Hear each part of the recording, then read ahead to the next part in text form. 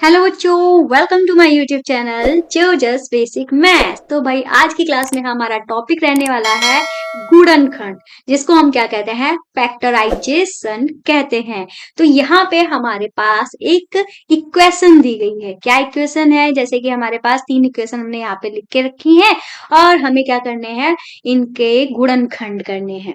ठीक है, अब हम कैसे करेंगे? तो सबसे पहले तो हम आपको ये बता देते हैं कि ये हमारा द्विघात समीकरण है। द्विघात क्यों बोला? क्योंकि इसके ऊपर जो घात है, इसके ऊपर जो पावर है वो 2 है। जिसकी पावर 2 होती है, मैक्सिमम पावर की बात हो रही है, जिसकी सबसे बड़ी पावर 2 होती है, उसको हम द्विघात समीकरण कहते हैं। तो हम इनका क्या करने वाले हैं, फैक्टराइजेशन करने वाले हैं, मतलब गुणनखंड करने वाले हैं। तो हम इनका गुणनखंड कैसे करेंगे? तो भाई गुणनखंड का मतलब क्या है? जैसे ये हमारा यहाँ पे 20 है और 20 की मल्टीप्लाई हमें किससे करनी पड़ेगी? एक्स स्क्वायर का गुणनखंड से। अब आप कहोगे एक्स के गुणन में कुछ है नहीं, मतलब एक्स स्क्वायर के गुणा में कुछ है नहीं। भाई जब किसी भी नंबर के गुणा में हमको कोई भी नंबर नहीं दिखता है तो हम उसकी जगह पे क्या मान लेते हैं? 1 मान लेते हैं। ठीक है, तो आपको समझ में आ गया। हम क्या करने वाले हैं, 20 जो है, ठीक है, ये जो हमारा 20 है इसकी मल्टीप्लाई करेंगे 1 से। ठीक है, 1 कहाँ से आया? यहां से, जो कि हमारा दिख नहीं रहा है। ठीक है, जो हम पर हमको कोई हमारा यहाँ पे नंबर नहीं दिखता है तो वहां पे हम 1 मानते हैं। तो फिलहाल हमारा क्या आ गया है? 20 आ गया। इस 20 के ही हम क्या करने वाले हैं? गुणनखंड करने वाले हैं। अब हम गुणनखंड कैसे करेंगे? तो हमको ये सिंपल सी बात है, हमें सिंपल ये सोचना है कि हमारा 20 किस किस के टेबल में आता है, या किन दो नंबर्स की मल्टीप्लाई करने से हमारा 20 आता है। तो भाई हम शुरुआत करते हैं 1 से। 1 की गुणा अगर हम 20 से करते हैं तो हमारा 20 आता है। अगर हम 2 की गुणा 10 से करते हैं तो हमारा 20 आता है। या कह लो जब हम 4 की गुणा 5 से करते हैं तो हमारा 20 आता है। ठीक है, कुल इतने नंबर हमारे निकल के आ रहे हैं जिनमें 20 आता है। ठीक है, ये क्या है? गुणनखंड। मतलब ये जो हमारा नंबर था हमने इसको गुणा करके खंड खंड में तोड़ दिया, इसीलिए हमने इसको क्या बोला? गुणनखंड। ठीक है, अब हमें फिट करना है कि फिट करने का मतलब क्या है? ये हम लेने वाले हैं, ये लेने वाले हैं, या ये लेने वाला है, ये डिसाइड करेगा कौन? ये डिसाइड करेगा ये नंबर। कौन सा नंबर? 9 डिसाइड करेगा इन तीनों में से हमें क्या लेना है। तो भाई गुणा का हमें ऐसा नंबर ढूंढना है जिसमें गुणा करने पे 20 आए। तो हमने तो ढूंढ तो लिए हैं कि गुणा करनी, ये सारे जो हमने नंबर ढूंढे हैं इनमें गुणा करने पे 20 तो आ रहा है। 20 कहाँ है? 20 हमारा कैसे मिला? ये 20 और इस 1 की मल्टीप्लीकेशन से ही हमें क्या मिला है? 20 मिला है। अब हमें क्या करना है? हमें ऐसे नंबर ढूंढना है जिनमें चाहे जोड़ो या घटाओ, हमें क्या मिलना चाहिए? 9 मिलना चाहिए। जैसे अगर हमारे पास ये 1 और 20 था, हम 1 और 20 को अगर जोड़ते हैं तो हमारा क्या आता है? 21 आता है। अगर इनको हम घटाते हैं, ठीक है, अगर हम इनको घटाते भी हैं तो हमारा क्या आता है? 19 आता है। मतलब ये वाला तो नहीं। इसकी बात करते हैं, इसमें क्या हमारे पास डिजिट है? 2 है और 10 है। अगर हम इनको जोड़ेंगे तो हमारा क्या आ जाएगा? 12 आ जाएगा। अगर हम इनको घटाते भी हैं तो हमारा क्या आएगा? 8 आएगा। इसका मतलब ये भी नहीं होगा। अब हम नेक्स्ट वाला देखते हैं, ये वाला 4 और 5। अगर हम 4 और 5 को जोड़ते हैं हमारा 9 तो मिल रहा है, मतलब हमें 9 मिलना चाहिए था, हमें 9 मिल रहा है। तो हमने कौन सा ले लिया है? ये नीचे वाला जोड़ा ले लिया है। कौन सा हमारा नीचे वाला जोड़ा है? ये, तो ये जो नीचे वाला जोड़ा है 4 और 5 का है। इसको हम रफ कर देते हैं ताकि हम क्वेश्चन को क्लियर साफ साफ आपको दिखा पाए। ठीक है, तो अब आपको पता चल गया है 9 की जगह पे हमें क्या रखना है? 9 की जगह पे हमें 4 और 5 रखना है। ठीक है, तो हम यहाँ पे इसको सॉल्व करते हैं। हम एक्स स्क्वायर लिख लेंगे जैसे करते ऐसा। अब इस 9 की जगह पे हमें क्या रख देना है? 4 और 5। ठीक है, वैल्यू नहीं चेंज होनी चाहिए, ये 9 ही है। 4 और 5 को जोड़ेंगे 9 ही तो आएगा। इस 9 की जगह पे हमने 4 और 5 लिख दिया है जोड़कर। x को x की जगह पे प्लस 20 लिख देंगे। बस ध्यान रखना है कि इनकी गुणा जब हम करें तो हमारा 20 ही आना चाहिए, जो कि आ रहा है। अब हम क्या करेंगे? एक्स स्क्वायर लिख देंगे, इस x की गुणा ठीक है। ये जो x है इसकी गुणा दोनों से करेंगे, इससे भी करेंगे और इससे भी करेंगे, ठीक है, दोनों से हम कर देते हैं। तो 4 की जब x से गुणा होगी तो हमारा क्या आ जाएगा, 4x आ जाएगा। 5 से जब x की गुणा होगी तो हमारा 5x आ जाएगा और प्लस का 20 उतार देंगे। अब हम क्या करेंगे, कॉमन ढूंढेंगे इस वाले हिस्से से। ये आगे के दो जो हमारे टर्म्स हैं, कौन से हिस्से, इस वाले हिस्से में कॉमन ढूंढेंगे, इस वाले हिस्से में कॉमन ढूंढेंगे, ठीक है।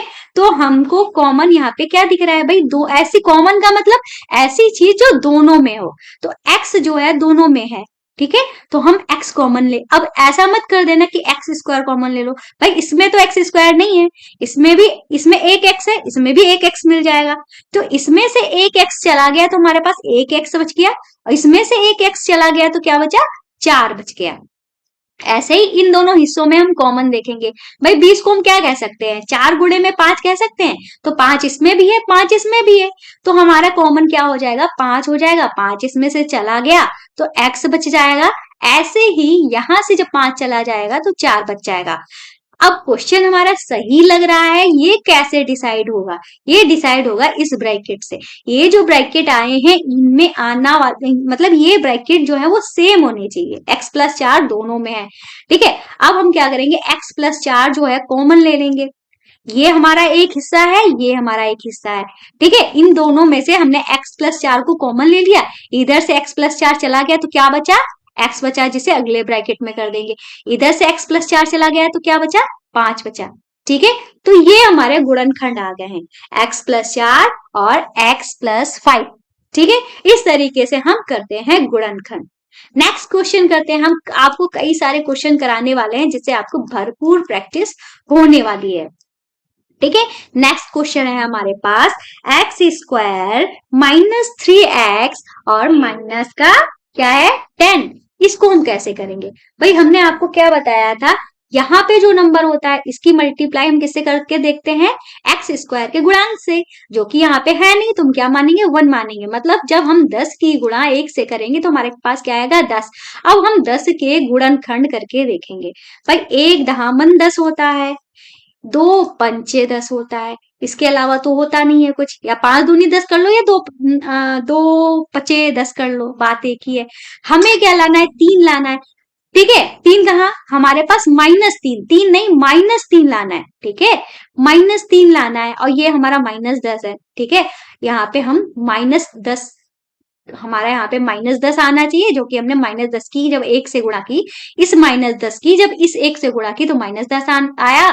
अब हमें क्या लाना है, -3 लाना है। -3 कैसे आएगा भाई, इस अगर हम घटाते भी हैं, 10 में से 1 को घटाते हैं तो हमारा 9 ही आएगा, ठीक है। अगर जोड़ते हैं तो ये हमारा कैसे आएगा, जोड़ने या घटाने से, ये वाला जो नंबर होता है जोड़ने या घटाने से आता है, बीच वाला नंबर। तो ये जो हमारे पास नंबर आए इनको जोड़कर देख रहे, घटाकर देख रहे, भाई जोड़कर भी आपको दिखा देते हैं, अगर जोड़ते भी है तो 11 आ रहा है, तो मतलब ये वाला नंबर तो नहीं होगा।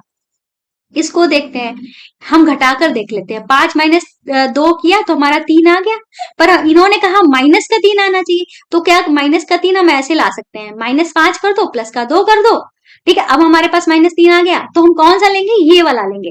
तो इसमें हम क्या लेने वाले हैं, -5 और प्लस का 2 लेने वाले हैं, ताकि हमारा क्या आ जाए, -3 आ जाए, ठीक है। अब हमको क्या लेना है, आपको समझ में आ गया है। अब हम क्या करेंगे, एक्स स्क्वायर जैसे का तैसा उतार देंगे, इस -3 की जगह पे हमें क्या लिख देना है, ठीक है, यहाँ पे हम प्लस लगा देंगे, -3 की जगह पे हम लिख देंगे -5 और प्लस का 2। अब आप कहोगे ये प्लस क्यों लगाया, ठीक है। अब आप ये भी कहोगे प्लस क्यों लगाया, प्लस इसलिए लगाया क्योंकि हमने इस -3 को लिया है, ठीक है, इस -3 को लिया है, जो हमने माइनस इसके साथ ही ले लिया, ठीक है। तो यहाँ पे कौन सा साइन बचेगा, जब माइनस हट जाएगा तो प्लस ही तो आएगा, इस वजह से हमने ये लिया है। अब x की जगह पे x लगा दो, माइनस का 10 लिख दो, ठीक है। अब हम x की गुणा इस पूरे ब्रैकेट से करेंगे, ठीक है। तो चाहे तो इस मैं जो सॉल्व करती हूँ तो इस लाइन को लिखती ही नहीं हूँ, ठीक है। मैं कैसे करती हूँ, ठीक है, मैंने चलो पहले वाले क्वेश्चन में हमने आपको समझा दिया, आप डायरेक्ट करो। इस लाइन को लिखने में बहुत ज्यादा कंफ्यूजन होता है, हम नहीं चाहते कि आपके मन में कोई कंफ्यूजन हो, आप डायरेक्ट इसको सॉल्व करो। डायरेक्ट का मतलब बिल्कुल, मतलब ये नहीं डायरेक्ट आंसर ले आके रख दो, ऐसा नहीं है। हमने क्या लिया है, -5 और प्लस का 2 लिया है, तो इस -3 की जगह पे हमें यही यूज करना है, जैसे कि एक्स स्क्वायर लिख दिया, -3x की जगह पे हमें क्या लिखना है, x इन्हीं के साथ में हमें लगा देना है, मतलब माइनस का 5x और प्लस का 2x डायरेक्ट लिख दो, तो हमें वो स्टेप नहीं लिखनी पड़ेगी, हमें गुणा नहीं करनी पड़ेगी, ठीक है। हमारे जो टीचर ने जो हमको सिखाया था ऐसे ही डायरेक्ट ही लिखना सिखाया था।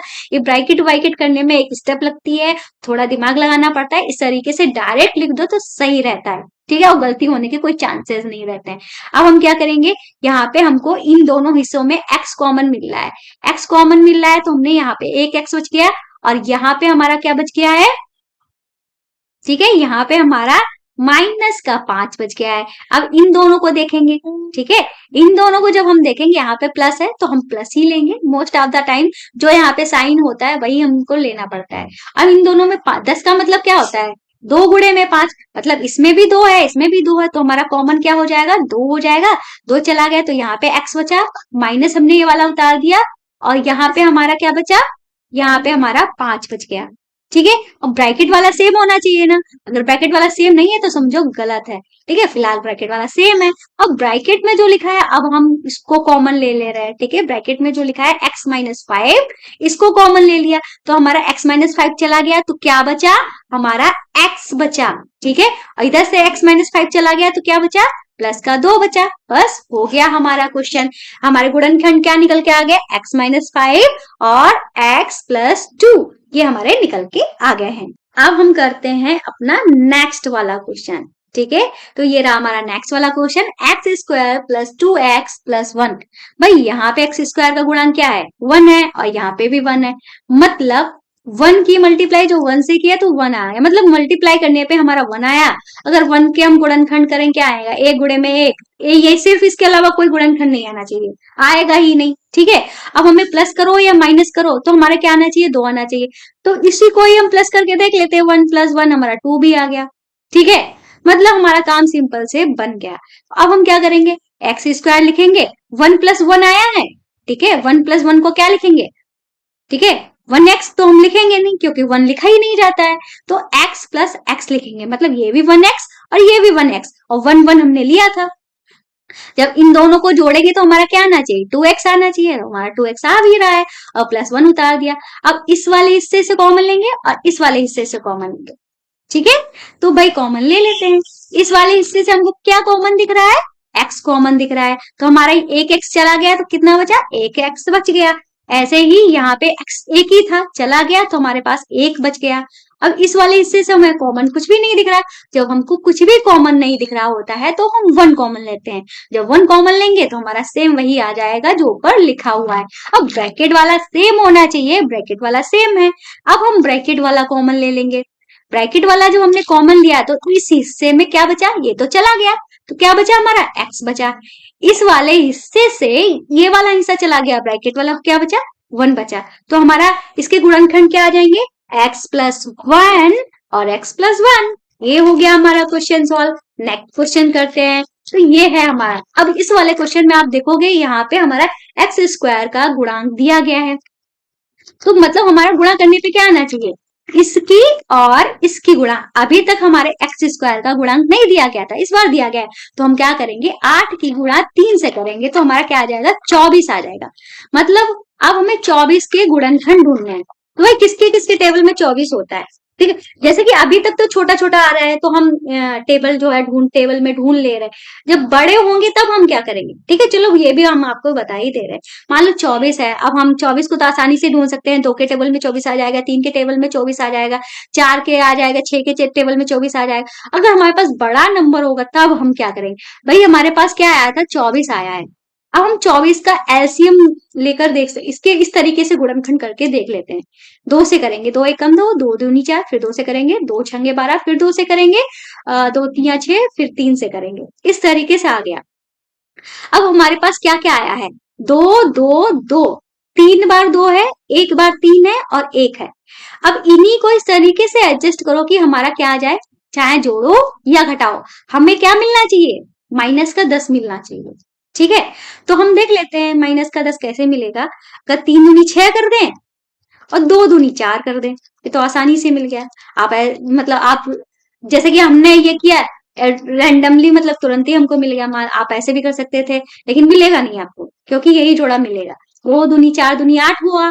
8 में अगर आप 3 जोड़ के देखोगे 11 हो जाएगा, मतलब ये कॉम्बिनेशन सही नहीं रहेगा। आप ऐसे करके देखते, 3 दूनी 6, 6 दूनी 12, और 12 में से देखो, हाँ ये भी हमको मिल गया है। देखो, एक तो 3 दूनी 6, 6 दूनी 12, ठीक है। अब एक 2 हमारा रह गया, ठीक है। 12 में से 2 गया तो हमारा 10 आ गया, पर आना क्या चाहिए? माइनस का 10। माइनस का 10 करने के लिए हम 12 को माइनस का कर देंगे और 2 को प्लस का कर देंगे, तो माइनस का 10 आ गया। अब हमने शुरुआत में क्या किया था? हमने शुरुआत में क्या किया था? 3 दूनी 6 और 2 दूनी 4, ठीक है। माइनस का 6 और माइनस का 4, ठीक है, ये भी हमने किया था। अब इन दोनों में से सही कौन सा हो सकता है? क्योंकि अगर दोनों को माइनस का कर देंगे तो हमारा माइनस का 10 हो जाएगा। अब इन दोनों में से सही कौन सा होगा? क्योंकि इसको भी हमने इस तरीके से एडजस्ट कर दिया है, -10 आ गया है। इसको भी इस तरीके से एडजस्ट कर दिया है कि -10 आ गया है। ठीक है, आपको दिख रहा है ना? कोई प्रॉब्लम तो नहीं हो रही है? 1 मिनट चेक कर लेते हैं कि दिख रहा है कि नहीं दिख रहा है। हाँ, दिख तो रहा है। ठीक है, थोड़ा सा ऊपर और कर देते हैं। ठीक है, अब इन दोनों को एडजस्ट कैसे करेंगे कि हम ये लें कि ये लें? हमारा क्या आ रहा था? प्लस का 3 था, प्लस का 8 था, प्लस का 24 आ रहा था। ये क्या आ रहा था? प्लस का 24 आ रहा था। ठीक है, अगर हम -12, ठीक है, मतलब यहाँ पे हम करके दिखा देते हैं। अगर हम -12 की गुणा -2 से कर, प्लस के 2 से करें, क्योंकि हमने माइनस का 12 और प्लस का 2 लिया है ना, तो हमारा ये माइनस का 24 आएगा। क्या आएगा? माइनस का 24, जबकि हमारा क्या आ रहा है? प्लस का 24। ऐसे ही हम -6 की गुणा -4 से करके देखें, तो ये हमारा प्लस का 24 आ रहा है। हमें क्या मिलना चाहिए था? प्लस का 24। तो हमको पता चल गया है कौन सा लेना है, हमें ये वाला लेना है। ये तरीका तब ठीक रहता है जब हमारे पास बड़े नंबर्स होते हैं, ठीक है, जिनका टेबल में हमें ढूंढ पाना आसान नहीं होता है। ठीक है, अब आपको पता चल गया करना क्या है। ठीक है, बहुत ही सिंपल तरीका है। जब इसकी आप प्रैक्टिस करोगे ना, तो बहुत ही ज्यादा आसान लगेगा। ठीक है, हो सकता है कि आपको अभी ये टफ लग रहा हो, ठीक है, लेकिन जब आप इसकी प्रैक्टिस करोगे तो बहुत ही ज्यादा आसान लगने है। अब हम इसको करते हैं। तो हमने क्या ढूंढा? हमने ढूंढा -6 और -4, ये ढूंढा ना। तो अब हम इसके साथ में x भी लगा देंगे, ये भी ध्यान रख देना। डायरेक्ट हम लिखेंगे 3x² करो, माइनस का 6x लिख दो और माइनस का 4x लिख दो। इन दोनों को जोड़ेंगे तो माइनस का 10 ही आएगा, और यहाँ पे 8 कर दो। ठीक है, अब हम कॉमन लेंगे इस वाले हिस्से में। ये जो हिस्सा है 3x² - 6 है, इसमें से कॉमन जब हम लेंगे तो हमको 3 कॉमन दिख रहा है, x कॉमन दिख रहा है। ठीक है, 3 भी चला गया, एक x चला गया, तो एक x बचा। माइनस था, माइनस लगा दिया। इसमें से 3 चला गया, 3 दूनी 6 होता है, तो हमारा क्या आ जाएगा? 2 आ जाएगा, x तो चला गया। अब यहाँ पे माइनस है तो माइनस ले लो। मोस्ट ऑफ द टाइम यही होता है, जो साइन यहाँ पे होता है वही साइन हम कॉमन में ले लेते हैं। माइनस ले लिया, यहाँ पे हमको 4 कॉमन मिल रहा है, क्योंकि 4 दूनी 8 भी होता है। 4 चला गया, x बचा, और हमने माइनस कॉमन लिया था ना, तो ये वाला जो, जब हम माइनस कॉमन लेते हैं तो इधर वाला जो साइन होता है वो चेंज हो जाता है, मतलब ये हमारा माइनस हो जाएगा। 4 दूनी 8 होता है, ब्रैकेट वाला सेम होना चाहिए, हमारा ब्रैकेट वाला सेम है, मतलब x-2 को हमने कॉमन ले लिया। तो इधर वाले हिस्से में x-2 चला गया तो क्या बचा? 3x बचा। इधर वाले हिस्से से x-2 चला गया तो क्या बचा? -4 बचा। अब हमारे गुणनखंड निकल के आ गए हैं x-2 और 3x-4, ये गुणनखंड निकल के आ गया। ठीक है, बिल्कुल डीप में आपको समझा रहे हैं। कोई भी डाउट हो कमेंट करके आप पूछ सकते हो। ठीक है, अब हम इस क्वेश्चन को करते हैं।